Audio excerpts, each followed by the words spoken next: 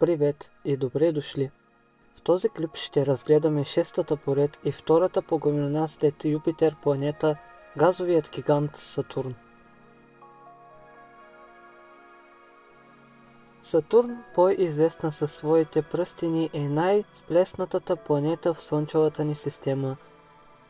До голяма степен заради бързото въртене около оста си и тази сплеснатост предава на планетата сфероидна форма. Тя е силно сплесната в полюсите и издута в зоната на екватора. Екваториалният диаметър на Сатурн е 120 536 км.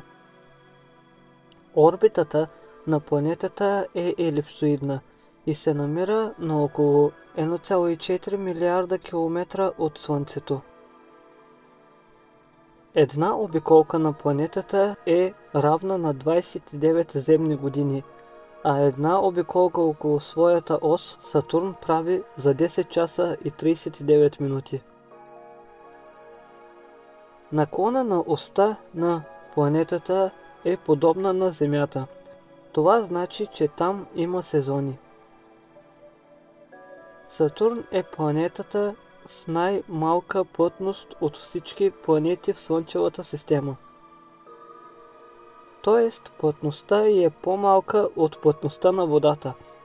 Ако можехме да сложим парче от планетата във вода, тя щеше да изплува над нея.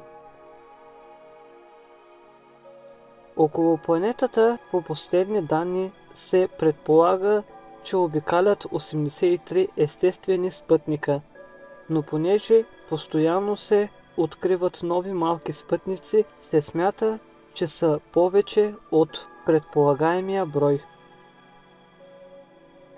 Най-известните са Титан и Рея, като Титан е най-големият спътник на планетата. Сатурн, както Юпитер, са един вид като слънчеви системи. Сатурн има най-широката и ярка система от пръстени в Слънчевата система, която се състои от много на брой ледени и прахови частици, големината на които варира от части на милиметъра до няколко километра. Средната температура на планетата е минус 180 градуса по Целзий.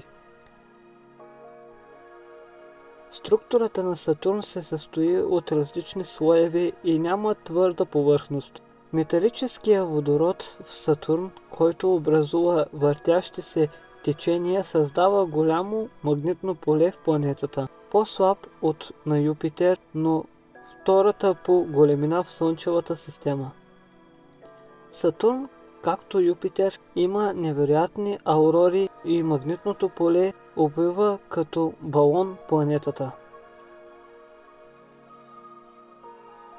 Както при Юпитер и в Сатурн, учените не са много сигурни какво има в долните слоеве на планетата заради гъстите газови пластове към вътрешността на планетата. Предполага се, че под атмосферните облаци се намират водни облаци. Под тях от своя страна слой от металически водород, а след това малко по-голям от Земята и много по-плътно ядро, достигащо до 11 000 градуса Целзий. Атмосферата се състои предимно от водород и хелий, с примеси от други газове като метан, амоняк и други. Кристализираните амонячни облаци предават бледия цвят на Сатурн. Планетата също има ивици, но те не са така цветни като на Юпитер. Високото налягане превръща газовете от газообразно в течно състояние. Интересна атмосферна особеност притежава северния полюс на планетата. Необичайна вихрушка с шестоъгълна форма, такъв вихър няма в нито една планета в Слънчевата ни система. Той може да помести две планети като нашата планета Земя вътре в себе си. Точната причина за формирането и наличието на шестоъгълната вихрушка все още не е напълно ясна на учените. Някои предполагат, че е свързана с сложната динамика на атмосферата на Сатурн и с специфични вътрешни въздушни течения.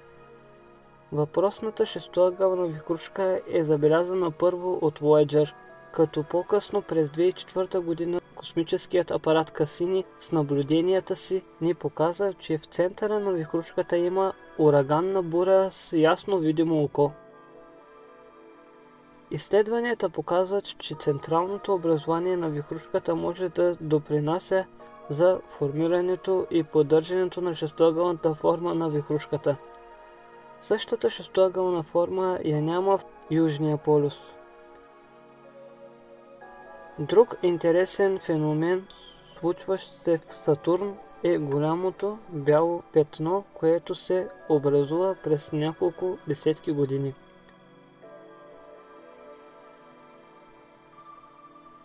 Пръстените на Сатурн са една от най-разпознаваемите особености на тази планета.